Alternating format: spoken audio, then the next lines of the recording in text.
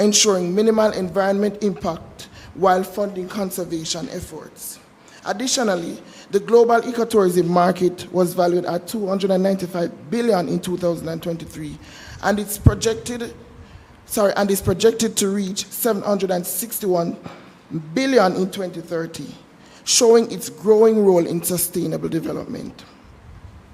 Secondly, my opponents would have mentioned the cost of environmental damage and the lack of conservation and preservation. But I must insist that the tenets of true ecotourism do not allow for mismanagement of environment. Rather, it promotes and encourages environmental responsibility, social equity, economic health, and cultural vitality.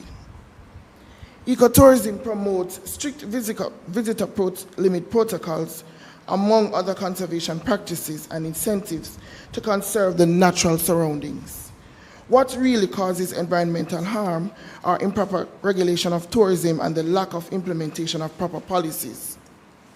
The case studies of the success of ecotourism are too much to really give details of, but we would have seen proper implementation and lasting benefits in Brazil, Costa Rica, Kenya, Rwanda, Jamaica, and also Thailand.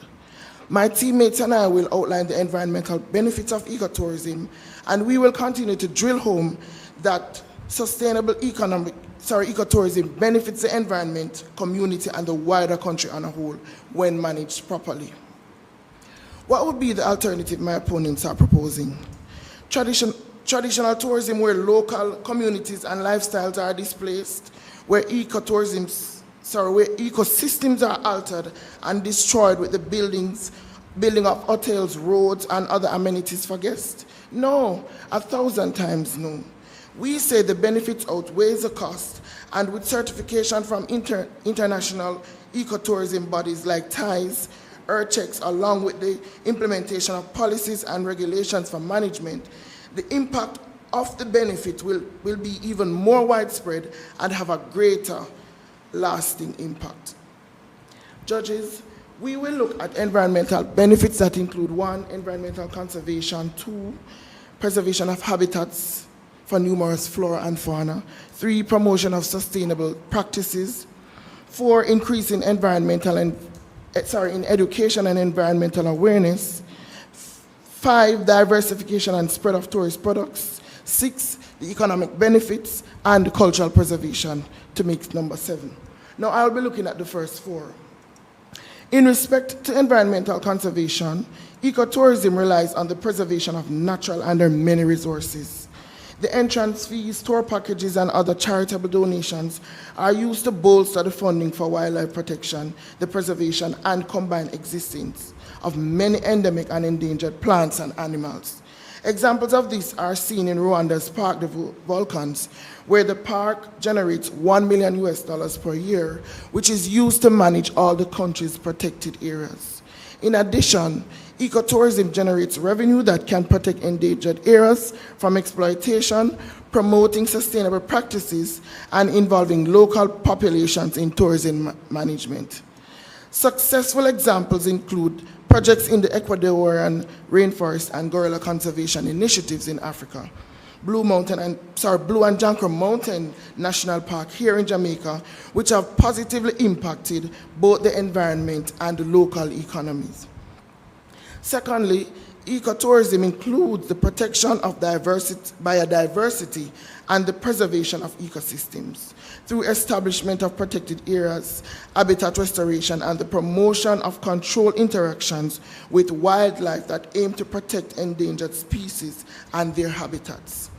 In Brazil, only 45 of the 1,100 protected areas are engaged in ecotourism, and these 45 use earnings to maintain their sites and other protected areas. So my opponents, would you say that this is a benefit not worth utilizing? I would not think so.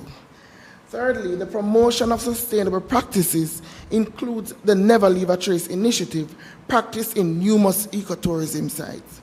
Visitors are encouraged to dispose of their garbage properly and stick to trails to minimize the impact of their collective footprints. There is also a recycling of resources such as water. My opponents, how would you pay for fresh water when there isn't any? Ecotourism is responsible for many restorations of degraded forest projects and reforestation of areas where deforestation has occurred. Judges, through the conservation, preservation, and promotion of sustainable environmental practice, this has led to an increase in educational awareness among members of the local communities and visitors alike. This environmental awareness spills over their daily lives, which leads to better future for our planet. Again, the benefits of a sustainable ecotourism product far outweighs the environmental cost, which can be mitigated through proper policy implementation and enforcement, through certifications, through audits, and overall proper management. I thank you. All right, so we thank the first speaker and side opposition for a stellar opening on that side of the house. And now we will transition into a period of cross-examination. This is where we invite opposition to field 3 questions to proposition, questions limited to 10 seconds and responses capped at 30 seconds, and after which we'll flip the arrangement and have proposition field questions to opposition. So opposition, are you ready? Yes, we are ready. Would you not say that the impact of traditional tourism has a greater negative impact on the environment? Thanks for that question. I think you have painted a flawed picture of what our moot is. The debate isn't between traditional tourism and ecotourism. The debate is between the trade-off of the risk of ecotourism and the benefits. All right. So my question to you is, wouldn't eliminating ecotourism force rural communities back into harmful practices? The alternative we pose is better regulation of ecotourism, not its elimination. So if you listen carefully, we're suggesting these are the issues that they cause, and there are ways and means to mitigate against those issues. Okay, so if you say that the problem is mismanagement of ecotourism sites, right? Shouldn't the focus be to have the regulations and certifications better developed to sustain it rather than only looking at one side of the picture, that there's more harm being done, rather than to enforce regulations to conserve and to better the model that we're proposing?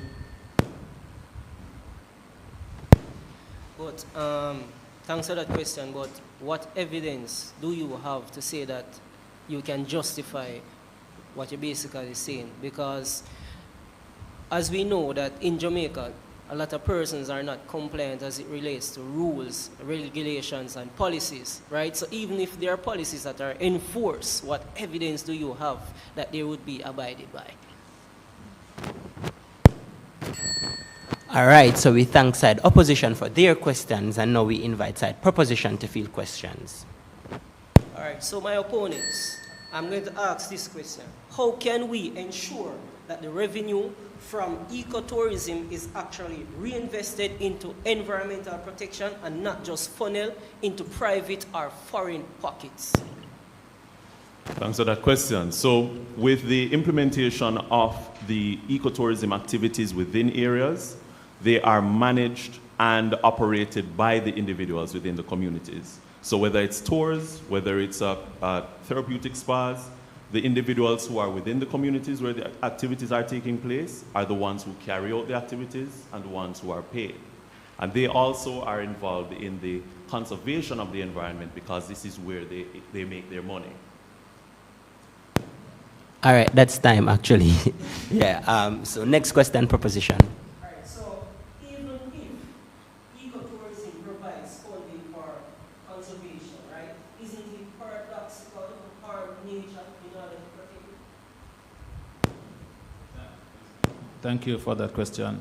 Now, if you listen to the model that we're proposing and we'll come to later in our delivery, you'll realize that the model of ecotourism is garnered to protect the environment while still producing optimum output. So therefore, policies and regulations in place would protect the wildlife, which is such as a high value, low value model, where you have a high value attraction and resources being put out with low volume of people as much as possible, which would not affect the environment to degradation statuses.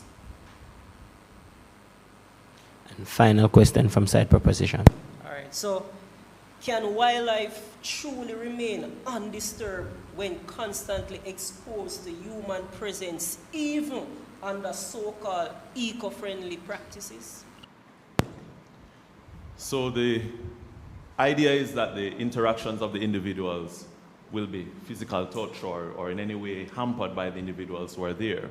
But when you consider the persons who go bird watching, they're not trying to go up close and personal, getting touchy and feely with the animals that are within those areas. It's an appreciation from afar, which is where we ensure that there are strict visitor limits. So you will be able to see what you want to see, but you're not touching or interacting with them in any detrimental way.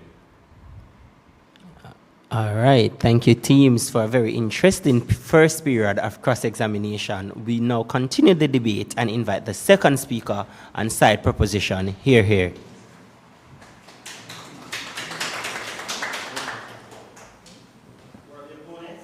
Ladies and gentlemen, honorable judges, good morning. Our first speaker has expertly laid out the various ways in which the cost of ecotourism outweighs the benefits. I will now further expand on this by delving into several examples that categorically prove the position of this side. What is noteworthy is the fact that these examples are countries across the continent, but also include examples right here in the tourist-rich island of Jamaica. Let's begin at home. The Blue and John Crow Mountains National Park is a UNESCO World Heritage Site renowned for its rich biodiversity and cultural heritage. Despite its potential for ecotourism, several challenges have hindered its success. Once relatively isolated, they have seen increased trail erosion, litter, and deforestation due to ecotourism-related infrastructure development. According to the Agricultural Research Program Technical Bulletin Series, with 94% of residents believe ecotourism can enhance their quality of life, only about 1/3 reported financial improvements. The disparity underscores the fact that economic benefits of ecotourism are often not equitably distributed among local communities. Additionally, there are management and policy gaps. The absence of comprehensive national ecotourism policies and enforcement mechanisms have led to inconsistent development and oversight of ecotourism initiatives. Let's look at another equally popular location, the Cockpit Country. The Cockpit Country is also characterized by its unique landscape and rich biodiversity, which has faced significant challenges in balancing conservation and development. While not strictly a tourism issue, proposals for bauxite mining have sparked widespread protests due to potential environmental degradation and disruption of local communities. Additionally, unclear demarcation of the Cockpit Country's boundaries have complicated conservation efforts and allowed for conflicting land use activities. Point of information? Not right now. Again, there's a matter of community exclusion. Local communities have been excluded from decision-making processes, leading to mistrust and resistance to ecotourism and conservation initiatives. In relation to one of our most popular and beloved natural resources, just last week, Thursday, the Chief Public Health Inspector told the monthly meeting of the St. Anne Municipal Corporation that the Duns River Beach and White River have not met recreational water standards in relation to total fecal chloroform counts. Point of information? Not right now. Chloroform being a microorganism which indicates contamination. This could indicate the presence of dead or decaying plant or animal matter, or both. Come with me as we go further afield. The Masai Mara in Kenya is intended to use safari tourism to support wildlife conservation and provide income for local Maasai communities. The reality has been quite different. The first issue has been what is called cultural commodification. Tour operators often arrange for tourists to watch or participate in Maasai rituals, for example, jumping dances, which can reduce cultural practices to spectacles. Traditional Maasai dress and customs are used for photo ops, sometimes against the community's wishes. Large safari companies, often foreign-owned, capture most of the profits. Maasai people may only earn through low-paying jobs, example, porters or performers, or token fees for land access. There's also resulting displacement and land use conflict. Wildlife conservation areas sometimes overlap with traditional Maasai grazing lands. Finally, government or private conservatories restrict Maasai movement or force them to alter their way of life. NGOs are now, not right now, NGOs are now promoting more community-based ecotourism where Maasai have ownership and decision-making power. In the Galapagos Islands, Ecuador, they have established ecotourism goals to promote sustainable tourism in one of the most unique and biodiverse systems in the world. It is also intended to use tourism to fund revenue for conservation and scientific research. What has taken place, ladies and gentlemen, is quite different. We have seen environmental degradation where sensitive wildlife, example, marine iguanas, are disturbed by human presence. Boats and ferries increase water pollution and the risk of oil spills. We've seen the introduction, not right now, we've seen the introduction of invasive species. Tourist and cargo ships inadvertently introduce plants and animals, for example, rats, goats, and insects that threaten native species. We've also seen an infrastructural strain. The demand for more accommodations and food supplies have led to overfishing, freshwater shortages, and increased waste management generation on islands with limited capacity, ladies and gentlemen. The undesirable outcome was that UNESCO placed the Galapagos Islands on its endangered list in 2007 due to these issues, though it was removed in 2010 after government action. Lastly, in Costa Rica, ecotourism, where goals were set as a global model for sustainability by protecting rainforests and wildlife through lodges, canopy tours, and wildlife reserves. In reality, what we have seen is greenwashing, habitat disturbance, and an overdependence on tourism. In 2019, tourism accounted for over 8% of GDP, approximately 600,000 jobs. When COVID halted travel, the economy and many community reliance on ecotourism suffered significantly. What are we saying? The overarching point here, ladies and gentlemen, judges, is that these aren't theoretical, hypothetical issues promulgated by self-righteous, agenda-driven environmentalists. Instead, as clearly evidenced by this side, these are real-world problems with real-world consequences for locals who depend on natural resources for the land, for their lives and livelihood. Clearly and irrefutably, environmental costs of ecotourism outweighs its benefits. I thank you. All right, so we thank the second speaker on side proposition and now make welcome for the second speaker on side opposition to continue the debate. Hear, hear.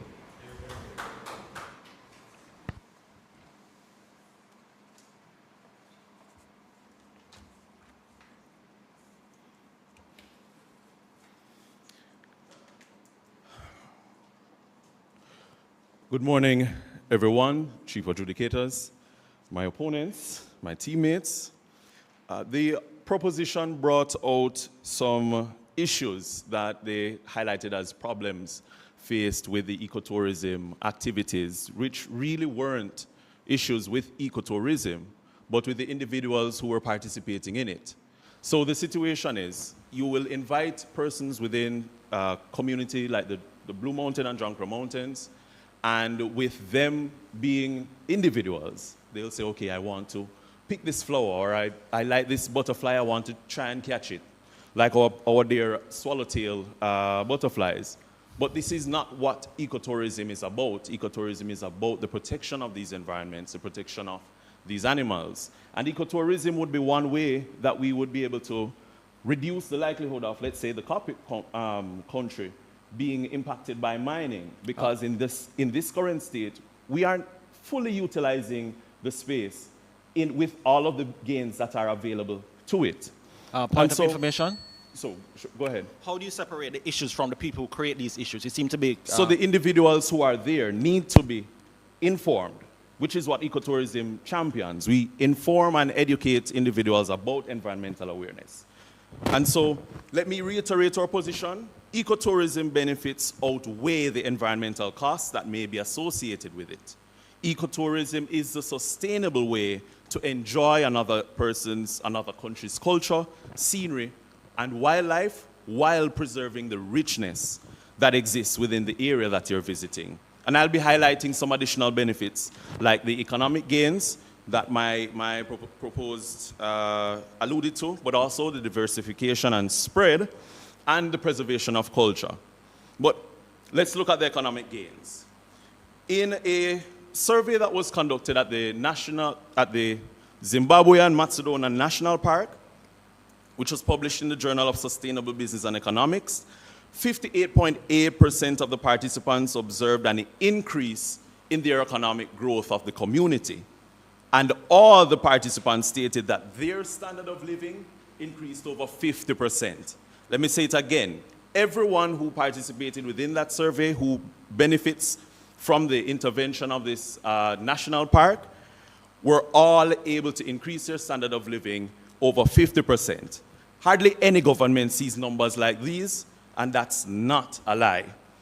This is the same for areas within our own country, like Bath St. Thomas, or many of our rural spaces that we've alluded to, where individuals would be dependent on farming solely, but if they have and if they use these alternative areas for ecotourism, they'll be able to offset those negative effects of climate change, of drought, that would be affecting places like St. Elizabeth in some times. And here's the thing, with that national park in Macedonia, there was no negative effect to the environment observed with the implementation of this park. So where would the environmental cost be? Ecotourism also allows for the diversification and wider distribution of tourist attractions away from the basic sun, sea, and sand, and for the reduction of the impact of traditional tourism on the environment. And I would like to add that to the truest extent, Dolphin Cove and the experience that they have had with the coliform situation is not considered an ecotourism site. That's just a regular tourism site which utilizes national environment. Not at this time.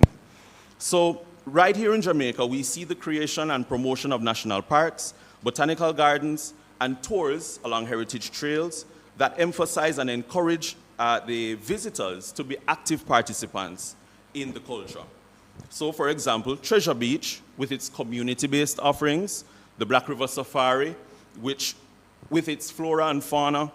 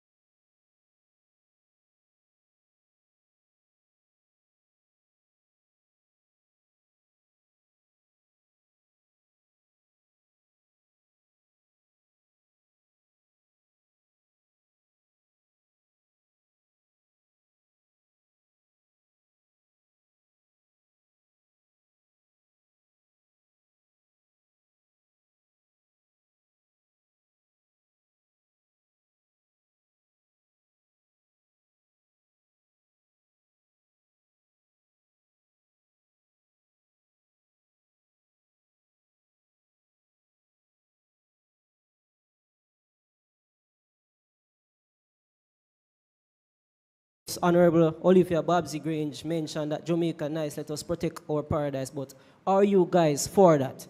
No.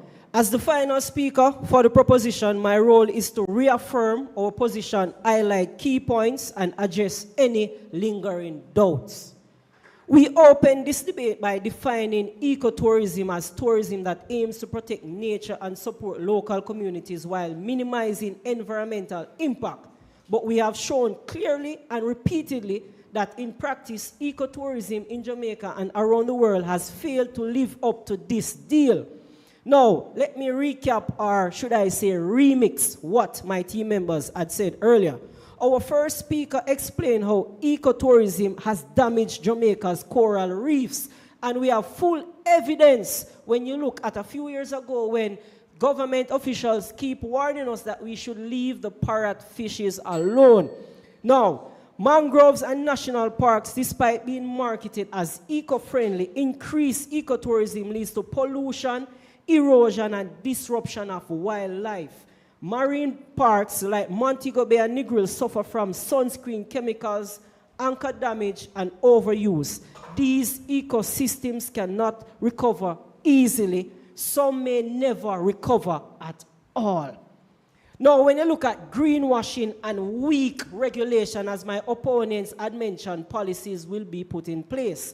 We expose how eco is often a marketing label, and that can be misleading. Not a meaningful standard without national regulation. Any operator can call themselves eco-friendly, even while causing serious harm like using diesel generators, wasting water, or dumping sewage. There's no enforcement and no accountability, my opponents. Carbon emissions and reuse, right? We highlighted the irony that most ecotourists fly to Jamaica, contributing to climate change that directly threatens the natural beauty they come to see once they consume far more water and energy than locals, especially in drought-prone areas. Infrastructure to serve ecotourism puts strain on natural resources and communities. Now, let's journey with me and we'll go into the real world, as they had mentioned some other countries. Our second speaker showed that Jamaica is not alone. Across the globe, from Costa Rica to Kenya, Ecuador to Bhutan, ecotourism has led to cultural exploration, environmental degradation, unequal economic gains, community exclusion. Now, my opponents find it difficult also to realize goal versus reality. Now, even in places once praised as models like Galapagos or Costa Rica, as they had mentioned, unregulated or over-commercialized ecotourism has had serious environmental and social consequences. Now, let us look at economic arguments that are not enough. We acknowledge that ecotourism can bring jobs, yes, but economic benefit cannot justify ecological destruction. Jobs are temporary. Ecotourism collapse is often permanent. And as we've shown, profits too often go to foreign investors, not local communities. When natural resources are degraded, local livelihoods like farming and fishing suffers the most. Human beings execute policies and they may not work. I've visited numerous sites, right, where persons put up signs to say, do not feed the animals, do not tease the animals, but yet they are being teased. Now, let us look at conclusion. Economic tourism may come dressed in green, but its footprint is large, lasting, and growing. From reef damage to water shortages, from greenwashing to carbon emissions, the environmental costs far outweigh the adverse benefits, especially in places like Jamaica where oversight is weak and ecotourism already under pressure. Now, opponents, my opponents have not proved how the benefits will be disproven. We, the proposition, are not against tourism or economic growth because that is good for the country. But we are simply saying that that in its current form, ecotourism causes more harm than good, especially to the environment, which is ironically the very thing it depends on. For these reasons, we urge you to support the motion. And I will close by saying that Jimmy Cliff, in a hit classic, once said, "Save our planet Earth." In the 90s, when I was going to school... All right, that is time. That is time. We All right, thank thank you. the proposition reply speaker for rounding out this debate in fine style.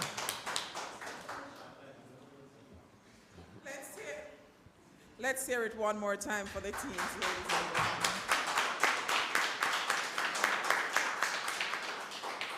That certainly was a debate loaded with research, facts, argumentations, and all of that.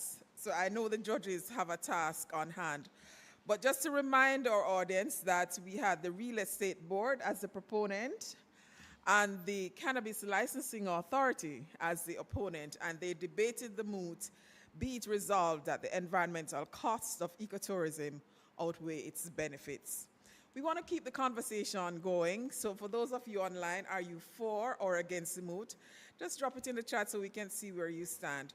But the judges will now deliberate, and we will use the opportunity to refresh ourselves, and when the judges return, they will sum up the match and announce the winner of this match. Stay tuned, we'll be right back. Well done, teams.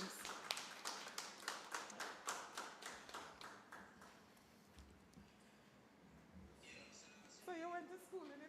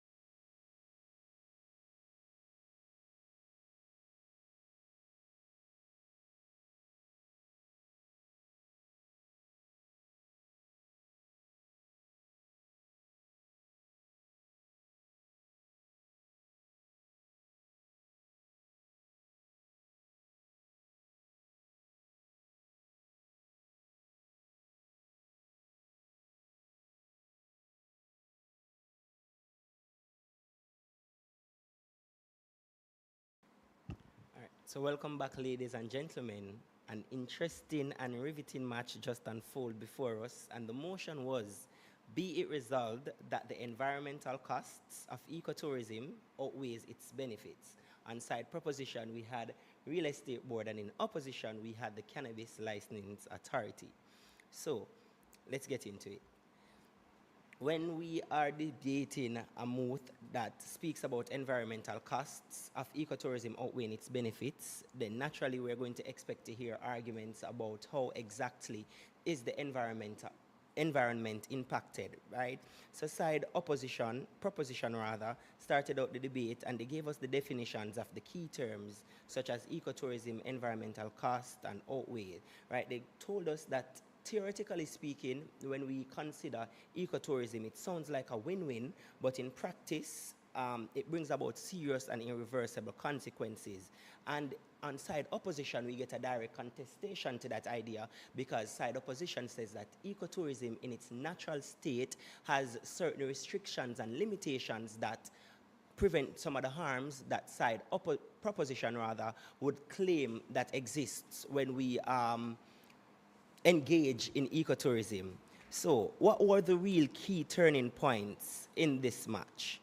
One of the key ideas that we saw coming out was a sort of convergence on both teams, right? Where both teams were saying there are benefits in ecotourism, and what really should happen is that ecotourism needs greater regulation, right? But in the spirit of this match side proposition, we want to urge you and to caution you that the motion rather required you to oppose ecotourism as a whole, so in as much as there is benefits, right? And you said that there can be benefits if there's greater regulation where ecotourism is concerned. That necessarily wasn't the best stance to take in the spirit of the motion, because it wanted you to directly state that ecotourism is bad for the environment, right? But you basically took an approach to say, okay, if we regulate ecotourism, the benefits that exists, we can bolster them, which is basically what side opposition is arguing, because that is their stance on the motion, right? So what would have been helpful was for you in your framing of the debate to tell us exactly, when you gave us your definition of what ecotourism is, to show us what exactly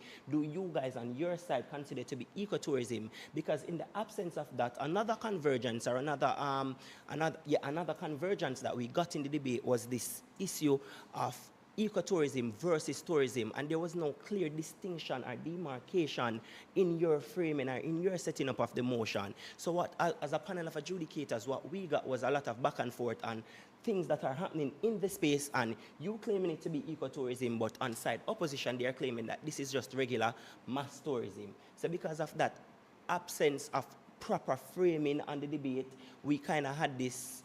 The major turning point in the debate, in fact, was actually ecotourism versus tourism in and of itself, right? So on side proposition, we got this beautiful argument that one of the greatest dangers of ecotourism is greenwashing, right? And we never got a fully fleshed out mechanization of greenwashing and how exactly it is detrimental for the environment, right? So we got the idea and we got tad bits here and there, but again, the other arms that you guys would have spoken about or put forward on your team were not one unique to ecotourism, and it exists in the society and in status quo, even outside of the realm of tourism, as was argued by side opposition. So side opposition, they said, okay, we understand that ecotourism exists, and we don't buy the claims that you are proffering about ecotourism, because in and of itself, ecotourism is innately built in to protect the environment and to offer some level of comfort to the environment, right? And there was a lot of arguments where the economics of ecotourism is concerned, and ecotourism in and of itself from an economic standpoint already benefits the locals, because majority of the time it's the local persons that are engaged in the ecotourism, and again, not major foreign players that the money will be repatriated to, which again brings us back to the point of the confusion between tourism itself and ecotourism. So with those things said, as a panel of judges, we felt that a more compelling case was put forward by side opposition, and they would have had this match won with 272 points, and you guys were closely behind with 262 points. The best speaker for the debate was the opposition reply speaker, Mr. Theo Clayton. Thank you very much. I'll now hand over to Aniki to close out.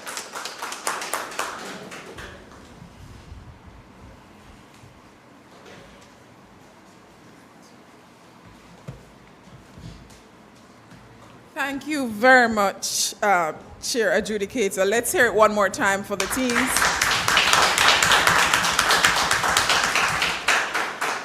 So, it's the best of two that will advance to the octafinals.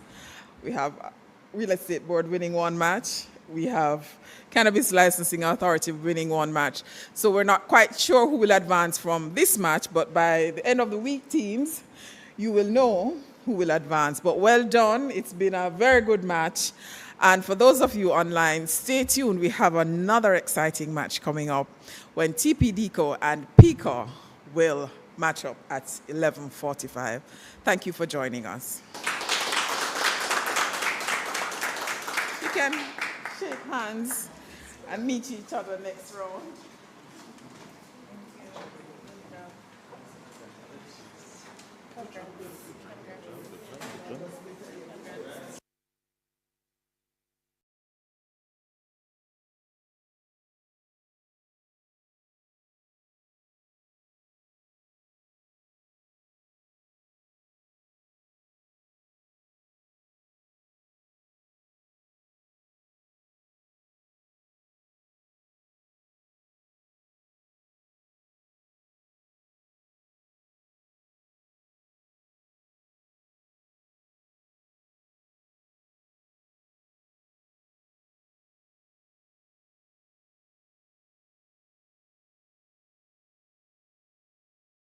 Give me 7 minutes a day in the chair and I'll help you lose that beer belly. We start on March 17th. Here's the personalized plan of short chair workouts designed for beginners over 50. It is only 7 minutes per day. Simple, safe needs, no equipment tailored to fit your schedule and health goals. You can work out anytime, anywhere. In 1 week, you will feel better. In 2 weeks, you'll see at the mirror. In 1 month, your wife won't believe your results. Just open the app and follow along.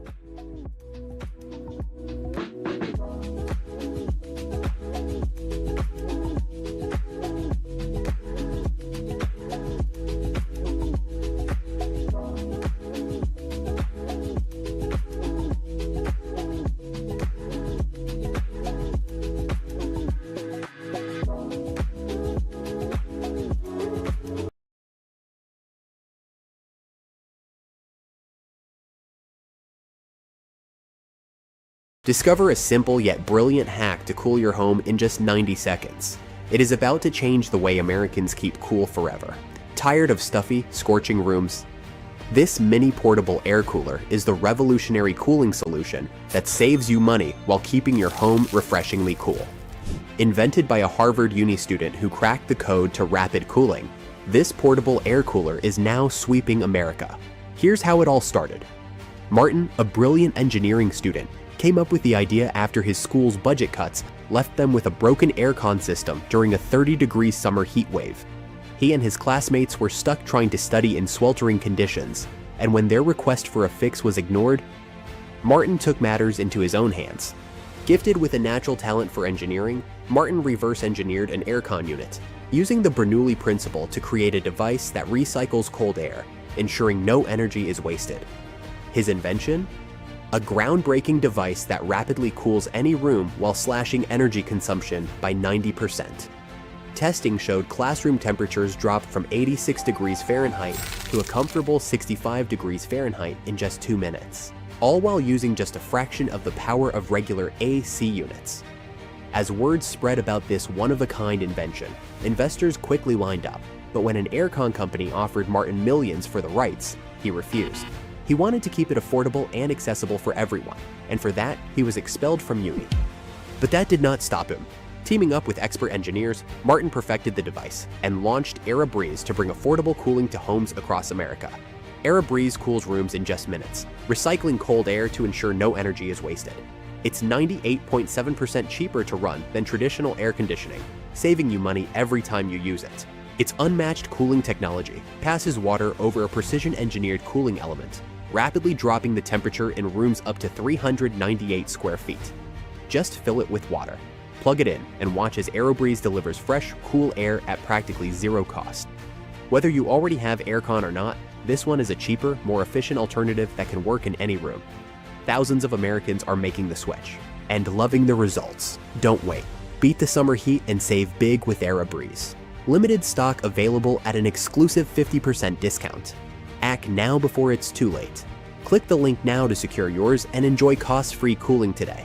Plus, with a 30-day money-back guarantee, you can try AeroBreeze completely risk-free. If you're not satisfied, simply return it for a full refund.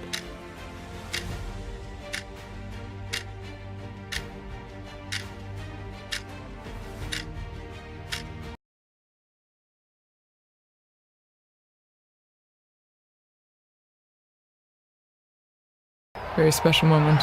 Very special moment. And here he is. There he is, Cart. And the applause going up, the greeting, the waving, big the smiles. How amazing. How amazing. And Dr. Elizaleth was also talking about the symbolism of the red that he's wearing. You know, it is a sacrificial role, and that is the symbol of the cloth that he's wearing right now. And we see this beautiful close-up view from the side there at the same level as the loggia. Pope Leo the 14th. Pope Leo the 14th. Amazing. Smiling. Smiling and Pope, yes. You can see who wouldn't be taken by the moment. And I think going through his mind, you know, the weight of this responsibility. Oh, yeah. You can see it on his face. You can see it on his face. Amazing. After this, you're never the same person. No. And we're hearing the bands below, the mutual salute of the anthems, the hymns, Vatican hymn and the Italian national anthem, as we do traditionally at the Easter and Christmas, as we've mentioned. And after this, now Pope Leo the 14th, he will give a greeting and impart his first apostolic blessing, the Urbi et Orbi, to the city and to the whole world. So that blessing extends to everyone who is watching, everyone who is listening, your family, wherever you are. It's a great moment to prepare ourselves for this first.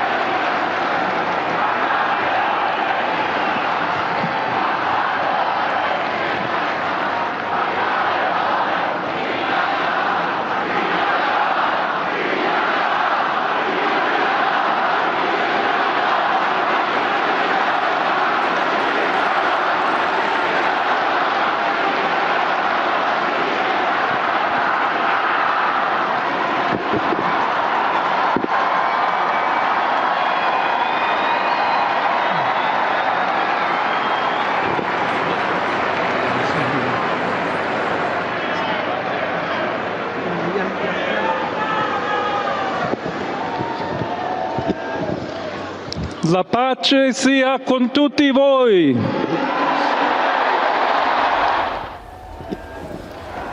La pace sia con tutti voi.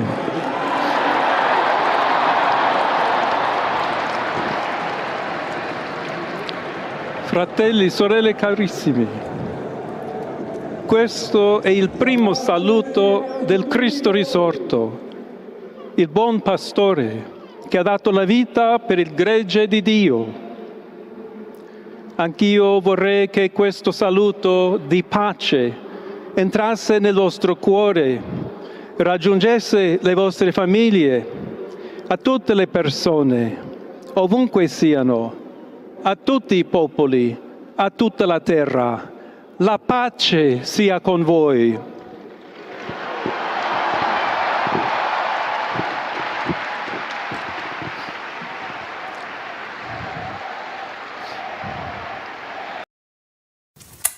If you're not flirting, you're friending. This is where most guys go wrong with women, because being friendly is never going to help you get the girl. It will help you land in the friend zone and have endless nights of frustration, anger, and blue balls. Flirting is what 97% of all guys are not doing with women they are attracted to.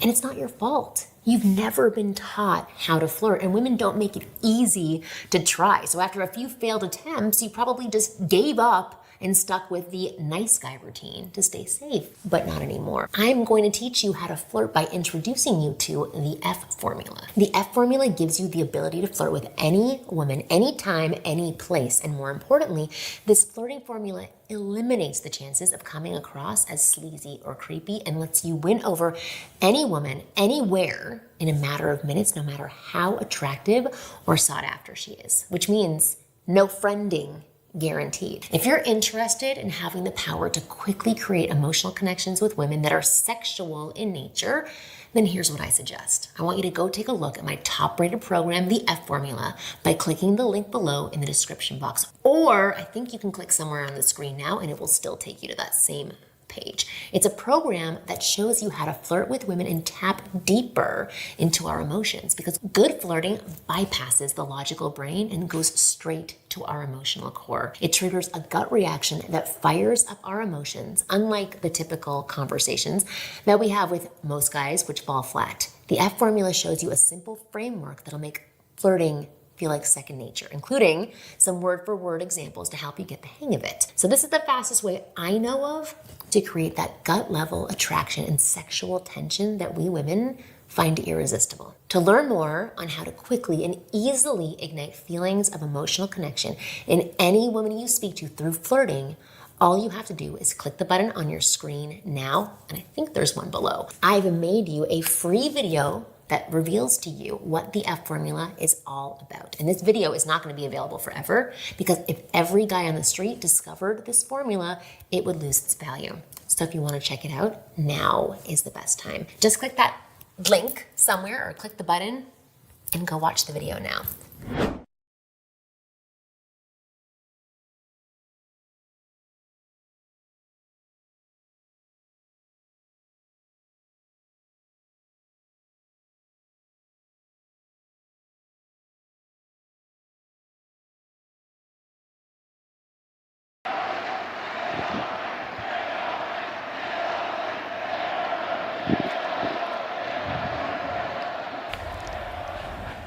We're just hearing the first words of Pope Leo XIV. As he continues, we'll provide a summary here in just a moment as we listen to his words. He's asked everyone to, brothers, this is the peace of the risen Christ. Disarmata e una pace disarmante. A peace that is disarming and humble and persevering. Proviene da Dio. It comes from Dio God. Che ci ama a tutti. God who loves all of us incondizionalmente. without any limits and conditions. Ancora conserviamo nei nostri orecchi And quella voce debole ma sempre we still have coraggiosa the sound di in our Papa ears Francesco, of the weak che voice of Pope benediva Francis, Roma. who is blessing Rome here.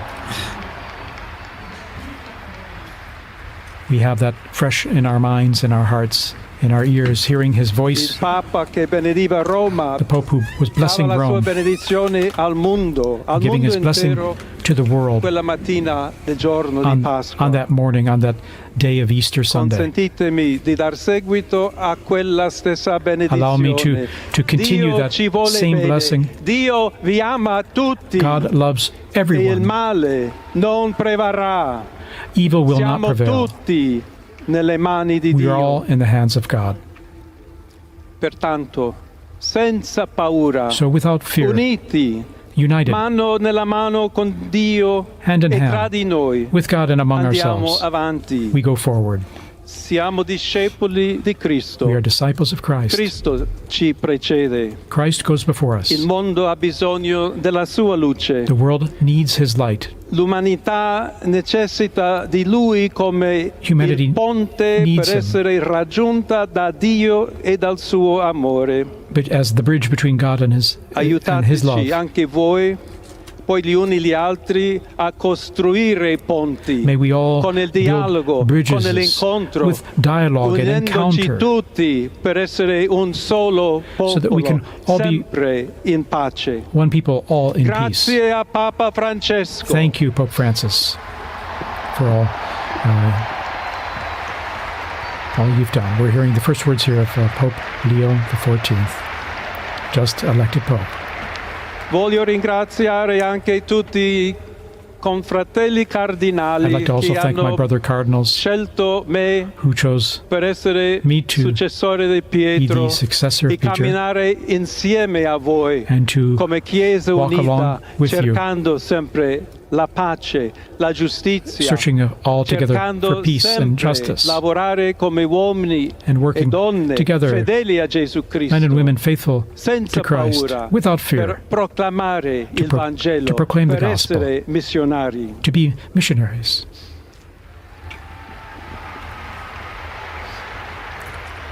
Pope Leo offering these initial words, which we're just translating on the fly here.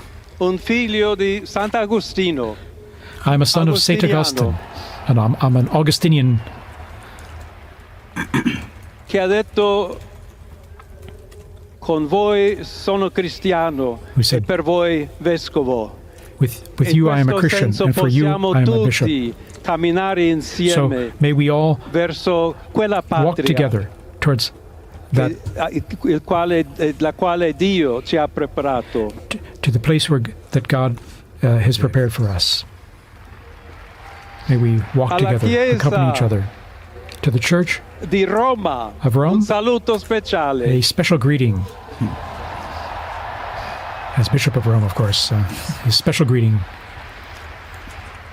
Dobbiamo cercare insieme come essere una We've gotta chiesa missionaria. Look at how we can together be a Una missionary chiesa che church, costruisce i ponti, a church that builds bridges, sempre aperta a ricevere, come questa that is always piazza con open le braccia to aperte, receive a tutti, everyone, tutti coloro just che like hanno in this bisogno square, to receive della everyone, nostra carità, to welcome la nostra everyone, presenza, our il charity, dialogo, l'amore. our dialogue and love. Y se me permiten también una palabra, un saludo. And now, a greeting in Spanish.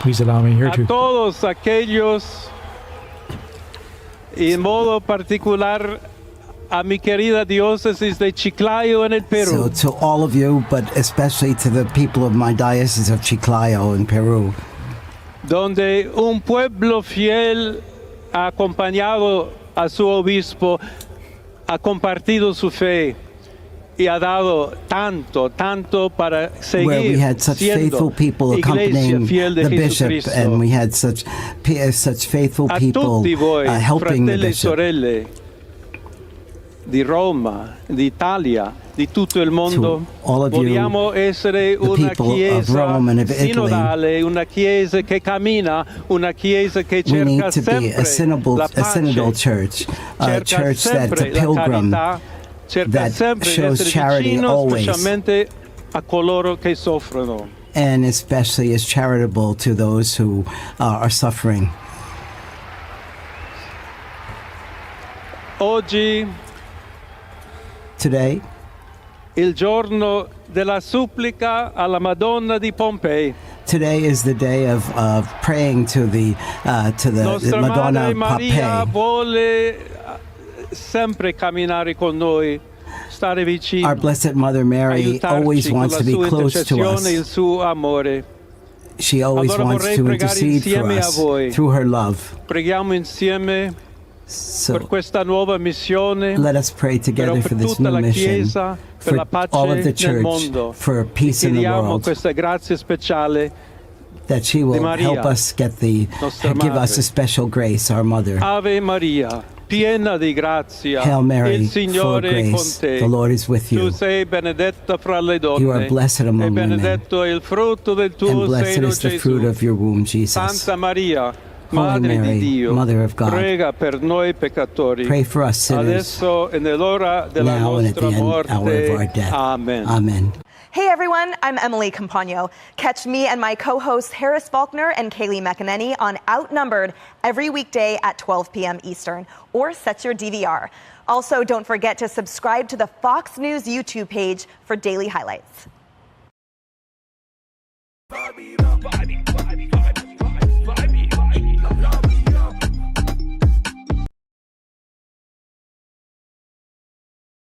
So let's check in with Lucas Tomlinson. He's live in Riyadh in Saudi Arabia with more on the president's historic trip. Hey, Lucas. Well, good morning, Ainsley, from Riyadh, where President Trump has arrived just in the last few hours. We're seeing these historic images from the Saudi royal court. President Trump meeting dignitaries alongside Mohammed bin Salman. And can't help but just to compare this to former President Joe Biden's visit to the region back in 2022. You can see that the Crown Prince is not only alongside President Trump, he greeted him right off Air Force One. Again, that's very different from when Biden visited here just a few years ago. Biden did the historic fist bump. That was not at the airport. And there's no question President Trump arrives here with some headwinds. Idan Alexander, the last living American hostage freed from Gaza, a deal with China, a stock market rally, Steve Witkoff meeting with Iranian officials in neighboring Oman, making progress on the nuclear deal. It is notable that the Iranian foreign minister actually came here to Saudi Arabia over the weekend. A few years ago, there was a little bit of a rapprochement with Saudi Arabia and Iran, brokered by the Chinese. And people are wondering why President Trump has made this his first stop. This is an important relationship. Saudi Arabia is about the size of Western Europe. It's a top 20 economy. If the United States isn't here, officials say the Chinese will be here. That's why President Trump is here. That's why he's greeting all these dignitaries. And the pomp and circumstance has been incredible. There was F-15 fighter escort from the Saudi Air Force for Air Force One. Again, Mohammed bin Salman, the Crown Prince, greeted President Trump off the aircraft on the ramp. And you've seen all the Trump officials are here, too. There's going to be major investments announced, over $1 trillion in investments from all three countries, Saudi Arabia, Qatar, the United Arab Emirates. And keep in mind, guys, when President Trump first returned to the White House in January, who was his first call to? Which foreign leader? It was to Crown Prince Mohammed bin Salman. Again, just talking about the importance of this relationship. While it's important that President Trump arrived here on his first official overseas visit here to Saudi Arabia, just like he did during his first term. And there could be other meetings as well. There's a lot happening, of course, in the region, not just in Gaza, but in Syria. There's a new Sunni leader in Syria, and there's a lot of calls from former intelligence officials who say the United States should relax sanctions on Syria. Why? To keep Iran out of the country. For years under the Assad regime, Iran used Syria as a forward operating base. So this is going to be very busy. Now back here live to the Saudi royal court, you see President Trump meeting all the dignitaries, Crown Prince Mohammed bin Salman, here the de facto ruler of the country, meeting, standing alongside the president, taking time, these historic images. There's no question that the United States and the White House want to show Saudi Arabia the importance of this relationship. Remember Brett Baer's interview with the Crown Prince? He said, how close are you to normalizing relations with Israel? He said, we get closer every day. Of course, as Brian mentioned, that was before the October 7th massacre, but there's no question President Trump is here to be a leader in the world, but also to elevate the Saudi Crown Prince and Saudi Arabia and talk about the importance of this important relationship, guys. So, Lucas, the big story after 9/11, which you know intimately well, part of you have the military background, was if you're ever going to get terror out of the Middle East, it's got to start with the Wahhabism that's being taught in schools in Saudi Arabia. What type of progress has been made? Well, Brian, it's been interesting on the ground the last few days here in Riyadh. Admittedly, I came here not expecting to look many women in the eye, to speak to many of them. Instead, what I've been told here in just engaging conversation, things have changed a lot in the last 5 years. Some of the women have no problem speaking with you, being professional, courteous. Not all of them wear the full abaya, full covering with just their eyes showing. A little more, people more Western look is being adopted here. Last night, strolling around the streets of Riyadh, the coffee shops were open. Of course, no alcohol served here in Saudi Arabia. The coffee shops, bakeries open, men and women sitting together. I spoke to a worker at the hotel who said 5 years ago, he's from Kenya, he said he would only go to work, go home, eat, sleep, and come back. Now he says he's free to walk around the streets of Riyadh, to talk to people. There's no question there's been a cultural opening, if you will, more Western. We've seen that with Saudi Arabia getting involved in the sports, not only the soccer, the football programs here in Saudi Arabia, but of course the Live Golf Tour. Brian, as you were just reporting from Live Doral in Miami, Trump Doral in Miami, Saudi Arabia wants to be a player on the world stage. Mohammed bin Salman, the Crown Prince, wants to be a player. They're investing over $600 billion into the United States. They're investing billions of dollars into the U.S. This morning, I bumped into a McKinsey consultant from France who said that one of the reasons they're there to help Saudi Arabia build. We saw in Brett Baer's reporting last night all over Riyadh, just the hundreds of billions of dollars that has gone into building up the economy here, making it more Western, being open to the West. And that's why President Trump is here, and his team is to solidify that, because if the United States isn't here, others will be. The Chinese, the Russians, and Ainsley, you mentioned Saudi Arabia's nuclear program. That's a sore subject with the Iranians, because the Saudis have threatened that if Iran is allowed to build nuclear reactors, so will they. But it does look like Saudis moving forward those nuclear reactors, and the Crown Prince is going to want U.S. help and U.S. businesses to do that. Of course, the United States is a leader in nuclear power and nuclear energy. Could there be a compromise when it comes to nuclear power? Could they allow the enrichment, the United States, under our supervision, and what would that look like? It's certainly a possibility, Ainsley, and even Iran has dangled that out to the Trump administration and the Western companies, that if they do have the right to enrich. Now, granted, that is not the Trump policy right that we heard from Senator Cotton. We've heard from top Trump officials they don't have the right to enrich. But however, if that enrichment could take place outside the country, which is what happens with many other nuclear powers, perhaps there's room to negotiate there with Iran to be able to build nuclear reactors, bring in that enriched uranium, don't spin those tubes there in Iran, and perhaps the same thing here in Saudi Arabia. While it's an oil-rich country, produces 17% of the world's oil, no question they're looking for alternative energy. Why? To power this AI, the artificial intelligence revolution, guys. Right, and that's why Google's there building a major data center, and that's why it's an opportunity for American companies to invest there, and that's why it's important they remain an ally. Great job, Lucas. All that Naval Academy experience right there definitely coming to play this morning. Thanks, brother. Lucas, really quickly, can I ask you one more thing? You bet. This delegation, we're seeing people shaking hands with the president, a lot of individuals. Are they all leaders? Are they, some look like they're more Americanized? Yes, these are political and business leaders. It's really, if you will, all the top brass in Saudi Arabia, Ainsley. The who's who of Saudi Arabia is here in Riyadh. And again, the capital of Saudi Arabia, there's no question that this is the highest level of both military and diplomatic honors that the Crown Prince, there you see a woman right there, not with full abaya, just a little example of some of the loosening of restrictions here in the Kingdom of Saudi Arabia. Wow. So, Lucas, well, hang in with us. We're going to bring in Hudson Institute Senior Fellow, National Security Analyst Rebecca Heinrichs. Rebecca, a lot is expected of this trip, but by the president picking it first, it means a lot to Saudi Arabia, doesn't it? Well, it's massive if you contrast it, as Lucas was saying, to the previous administration, which really started its term insulting the Saudis, bringing up, as you brought up, Brian, the human rights violations.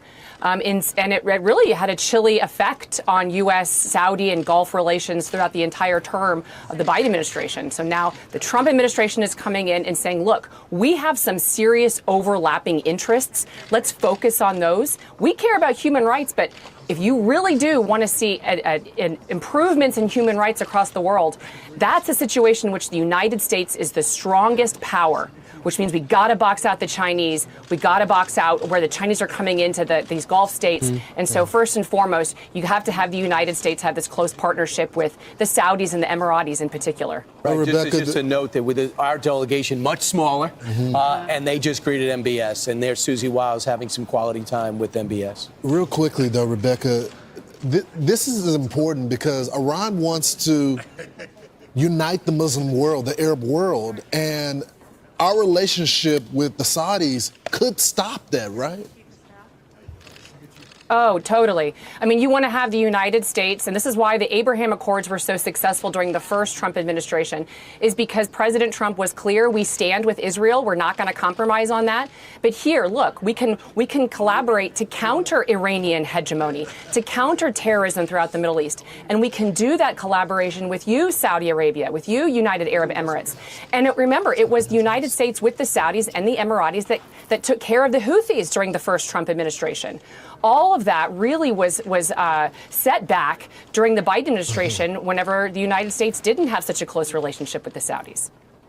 You were pointing out, Ainsley? Yeah, we were trying to. We thought it Bezos? was Jeff Bezos from the back, but when he turned around, I don't think so. I'm not sure. Oh, there's David Sachs. So, yeah, it looks Maybe like the businessmen and women who made the trip are also being introduced. And Rebecca, talk about that, because Elon's there, Mark Zuckerberg's there. I know that Saudi Arabia wants access to U.S. technologies to advance their AI, their semiconductors for tech, and that is a way that President Trump could ice out China, correct?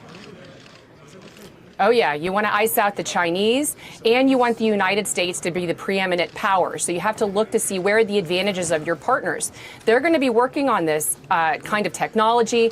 They want to lead on it. They want to be a leading participant. And so you want to kind of hug them close. You want to know what they're working on. You want United States to benefit from it, to leverage their advances. And so the closer we can work with them and find mutual interests, the better it's going to be. Again, during the Biden administration, a lot of these countries did look to China and to Russia. And it's an axis. It's the Chinese, the Russians, the Iranians, and the North Koreans. They're all looking to box us out. Right. So to the extent we can pull these countries into our orbit, the better. Rebecca, what do you think? What do you think the Iranians are up to? Multiple visits to Saudi Arabia prior to the U.S. arriving. We're having a fourth round of talks with Iran. Many people, I don't know anybody who believes that Iran is actually going to dismantle their nuclear program. Why are they running to Saudi Arabia, their arch enemy, before this visit? What do you think's going on? Well, they're looking for deals. I mean, this region, again, this is a deal-making region, and I think the Iranians probably want the Saudis to find areas where the two of them can mutually benefit against the United States, try to triangulate. So you all were talking about the civil nuclear program. The Saudis want to have one as well, again, but the United States does not want, if you do not have a nuclear program, we do not want you to get a nuclear program. So potentially you could have some development outside your country of enrichment. We could bring that in. But the Saudis are not going to get something that the Iranians want that we're going to prohibit to the Iranians. So potentially they're collaborating on that front. Or the Iranians might be trying to get the Saudis to say, we need the United States to recognize a Palestinian state. Yeah. I think that's a deal breaker for the United States. After October 7th, you're not going to have October 7th, that terrible genocidal event against the Israelis, be the event that precipitates something like a breakthrough, like a recognition of a Palestinian state. Yeah. But I would suspect that that's something that the Iranians would want.